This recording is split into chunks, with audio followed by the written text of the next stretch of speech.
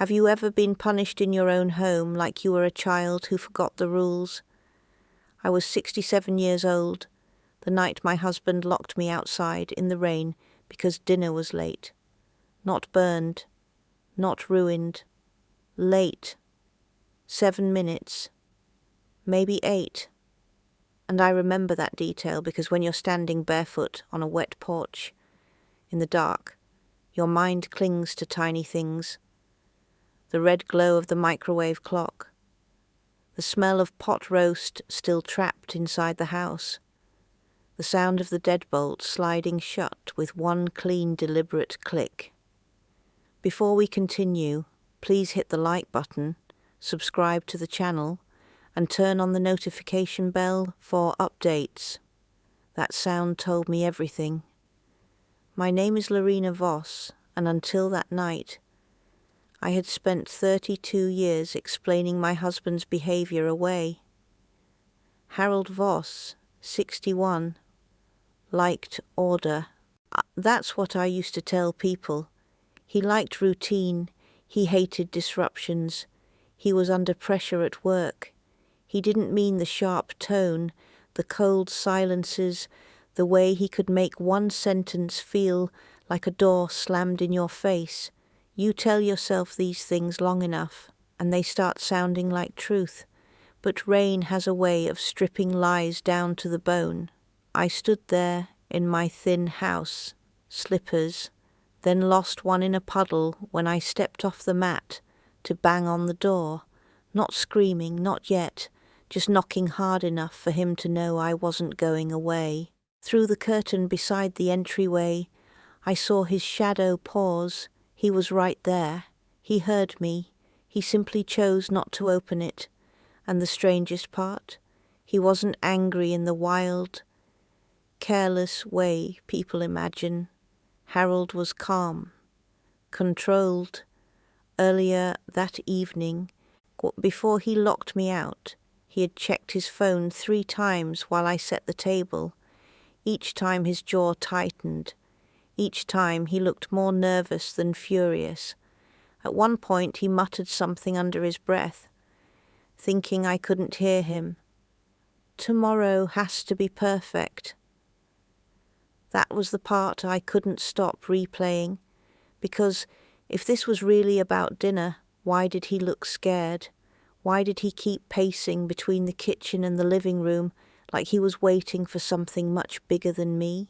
So there I was, soaked through, shivering under a porch light that buzzed like it was about to give out, and for the first time in years, I stopped asking how to calm him down. I started asking a different question. What exactly was Harold so desperate to hide? By morning, I had my answer halfway formed, and when he finally opened that door, he said something that made the whole night even worse. The rain stopped at exactly 4:12 a.m., and that's when everything started to make sense. Have you ever had a moment where the silence is louder than the chaos that came before it? That's what it felt like. The storm passed, but I didn't move. I sat on the cold porch step, my dress clinging to my skin, watching the sky lighten just enough to turn the world grey. And in that quiet, my mind started lining things up, one memory after another, like papers finally stacked in the right order. Harold hadn't always been like this, or maybe he had, and I just didn't see it clearly. Over the past year, though, things shifted. Small things at first. Locked doors inside the house. His study, especially, he used to leave it open, messy, disorganized, harmless. Then one day it was always shut, then it was locked. Work documents, he said. But Harold had never cared about privacy before, and then there was the money. I remember sitting at the kitchen table 3 months ago, staring at our bank statement, a transfer I didn't recognize, not small either. When I asked, he smiled. too quickly. You don't need to worry about that anymore, Lorena. Not we, you, that word stayed with me. A car passed by slowly, tires hissing against the wet road, pulling me back to the present. Across the street, my neighbour Denise Kroll, 58, was already awake. Her kitchen light flicked on like clockwork every morning. She paused when she saw me sitting there. Our eyes met. She didn't wave. She frowned. Denise had always been the observant type, the kind of woman who notices when your routine changes by 10 minutes or your curtains stay closed too long. She had asked me once, casually, if everything at home was all right. I told her yes. I always told people yes. But sitting there that morning, I realized something uncomfortable. Denise hadn't believed me. And maybe I hadn't believed me either. Then another memory surfaced, a sharper one. About 2 weeks ago I had walked past Harold's study late at night. The door wasn't fully closed, just slightly ajar. I heard his voice, low, tense. "She won't interfere," he said. A pause, then firmer. "I'll handle it." At the time I assumed it was about work, a difficult colleague, a project, something ordinary. Now, sitting in wet clothes with numb fingers, it didn't feel ordinary at all. At exactly 7:03 a.m., the front door finally opened. No apology, no concern. Just Harold, standing there like nothing had happened. He looked at me once, briefly, then stepped aside. "You should get cleaned up," he said flatly. "My boss is coming in today." I stared at him, waiting for anything, a hint of regret, a flicker of guilt, nothing. Then he added, almost as an afterthought, "Don't say anything and act normal. Act normal." After locking me outside all night, that's when something inside me shifted. Not loudly, not dramatically, just permanently, because in that moment I realized something chilling. Today wasn't about impressing his boss. It was about controlling me, and for the first time in 32 years. I wasn't sure I was going to let him. I agreed to act normal, because I needed him to believe I still was. Would you have done the same? Because sometimes the most dangerous thing you can do isn't fighting back. It's pretending you won't. I stepped inside without another word. The house smelled exactly the same. Pot roast, polished wood, that faint citrus cleaner Harold insisted on. Nothing had changed except me. I moved slowly, deliberately, showered, dried my hair, put on a clean blouse. When I walked into the kitchen, Harold was already seated reading something on his phone like the night before hadn't happened. "Coffee?" I asked. He glanced up just for a second, studying me. "Thank you," he said, polite, controlled, rehearsed. That's when I knew he wasn't just pretending for me. He was practicing for someone else. I poured the coffee carefully, with my hands steady despite the storm still lingering in my bones. Then I smiled, small, believable, and inside I started counting every movement, every word, every inconsistency. When Harold went upstairs to shower, I didn't hesitate. His study door was slightly open. That alone was wrong. Harold never left that door open anymore. I stepped inside quietly, closing it just enough behind me to muffle sound. The room felt different, too neat, too intentional, like it had been arranged for inspection. His desk drawer, the bottom one, wasn't fully closed. Another mistake. I pulled it open slowly. Inside, everything was organized into folders, labeled, precise. One caught my eye immediately. My name, Lorena Voss. A strange feeling crept up my spine as I opened it. Insurance documents, recent ones, updated just weeks ago. I skimmed quickly, my breath tightening as the numbers came into focus. A large payout, very large. My fingers moved faster now, flipping through pages, medical forms, signatures, my signature, except I didn't remember signing them, not like this, not for this. A cold, quiet realization settled over me. This wasn't preparation, this was planning, and suddenly Harold's words from the night before echoed differently. Tomorrow has to be perfect. Perfect for what? I closed the folder carefully, placing it exactly where it had been. No mistakes, no traces. Then I left the room just as quietly as I entered. Back in the kitchen, I picked up the phone and dialed Denise. When she answered, I kept my voice light. "Good morning, Denise. Do you happen to have some sugar I could borrow?" A pause. Then softer, sharper than usual. "Of course, come over." She knew. Or at least, she knew enough. I hung up, my mind already moving ahead, connecting pieces faster now. Insurance, secrecy, pressure. His boss. This wasn't random. This was a timeline, and I was somewhere in the middle of it. Harold came downstairs moments later, dressed sharply, adjusting his tie. "Remember," he said, grabbing his keys. "Just smile, don't embarrass me." I nodded, smiled, watched him leave, and the second his car disappeared down the street. I walked to my bedroom closet, reached to the very back, and pulled out a folder I hadn't touched in years. The label was faded, but still readable. Victor Hale, 1998. I stared at it for a long moment, then opened it. Because Harold wasn't the only one who had been keeping secrets, and he had no idea. I had just decided to use mine. By the time Harold walked into his boss's office, I was already there. Let that sink in for a second, because everything he thought he was controlling, every detail, every word, every move, was already slipping out of his hands before he even parked his car.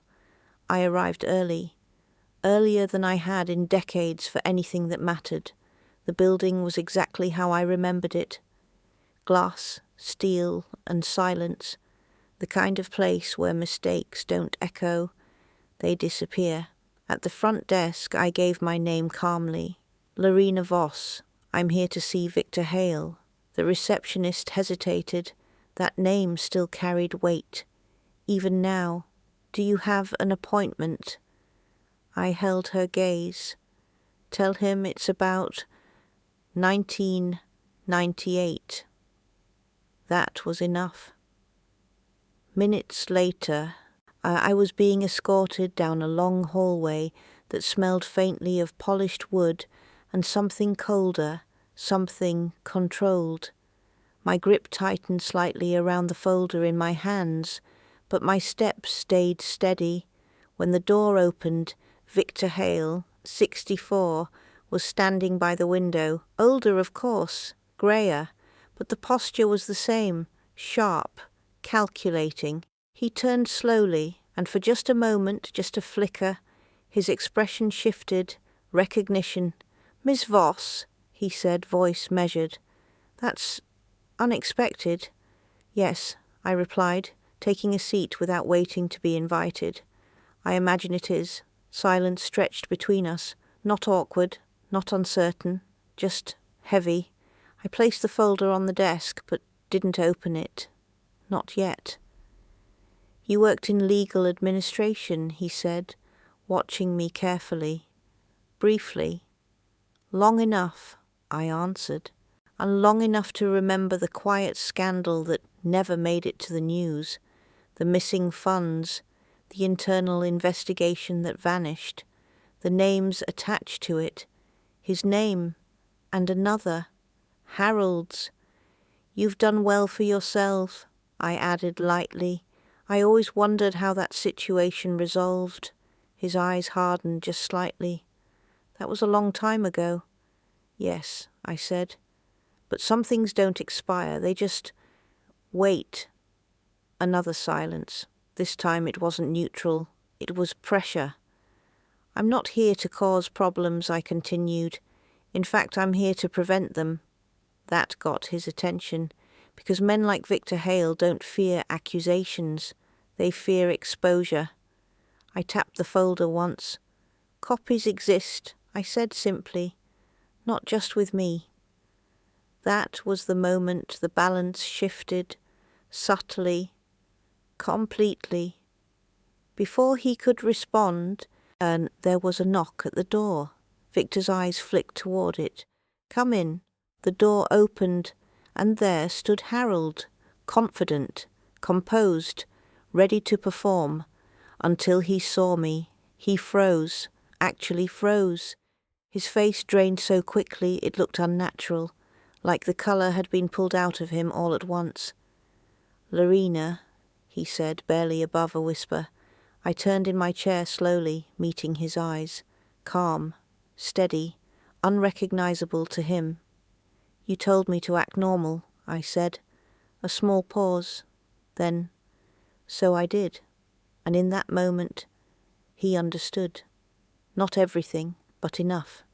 Enough to realize the version of me he locked outside the night before wasn't the one sitting in that room. Do you know what the worst part was, Harold? The room had gone completely still. Not quiet. Still. I'm the kind of stillness where every breath feels like it matters. I didn't raise my voice. I didn't need to. You thought I didn't understand what you were doing. Harold opened his mouth, but nothing came out. For the first time in decades, he didn't have a script, so I gave him one. I opened the folder. "Let's stop pretending," I said, sliding the documents across Victor Hale's desk. The insurance policy was updated 3 weeks ago, the medical forms filed without my informed consent, and the financial transfers routed through accounts that trace back to both of you. Victor didn't touch the papers immediately. He didn't have to. He already knew what they were. Harold shook his head, finally finding his voice. "It's not what it looks like." "It looks exactly like what it is," I interrupted, calm and precise. You were positioning me, legally, financially, quietly, and then I said the part he couldn't talk his way out of. You locked me outside last night because you needed control, because today mattered, because whatever this plan was, it was reaching its final step. Silence again, but this time it broke differently. Victor leaned back slowly, exhaling through his nose. When he finally spoke, his tone had changed. No warmth, no alliance, just distance. "Harold," he said, "is there anything you'd like to clarify?" That was it. The shift. Clean. Immediate. Complete. Harold looked between us, panic rising now, real and unfiltered. "Victor, you know me. This is being twisted." Victor raised a hand. "Enough." One word, final. I didn't need to say anything else, because the logical truth was already sitting in front of them. Documents, timelines, signatures, inconsistencies. And the moment I mentioned copies, held safely with Denise's nephew, an attorney, that removed any illusion of control Harold had left. This wasn't a private conversation anymore. It was exposure waiting to happen. Aftermath. Consequences. Unfold. Things moved quickly after that, too quickly for Harold to recover. He was placed on immediate administrative leave that same afternoon. By the end of the week, it became a formal investigation. Financial misconduct, insurance irregularities, potential fraud, not speculation, process. Victor distanced himself completely, publicly neutral, privately unreachable, because survival at that level depends on cutting loose anything that can sink you. Harold tried calling me twice. I didn't answer. Instead, I met with a lawyer. Within days, I filed for legal separation. Not emotional, not dramatic, structured, documented, final. The house, it stayed with me. The accounts were frozen during the investigation, but enough was secured to ensure I wasn't left vulnerable again. As for Denise, she didn't ask for details. She just showed up one morning with coffee, stood in my kitchen and said, "You're not alone now." That was enough. Emotional resolution. You'd think I would feel anger or triumph or even relief that came rushing in all at once, but it wasn't like that. It was quieter, cleaner, like stepping out of a room you didn't realize had been suffocating you for years. That night on the porch didn't break me. It clarified everything. For the first time in a long time, I wasn't reacting to Harold. I wasn't managing him. I wasn't explaining him. I was simply done. Final resolution moment. A week later it rained again. Not a storm this time, just steady, soft rain tapping against the windows. I sat inside, wrapped in a dry blanket, a cup of tea warming my hands. The same porch light flickered outside, but now it was just a light. Nothing more, no fear, no waiting, just distance. I watched the rain for a while, listening to it hit the ground where I had once stood, locked out of my own life. And the strangest thing was, I didn't feel the need to go back out there, because the door was no longer something that could be used against me. It was something I had already closed, for good.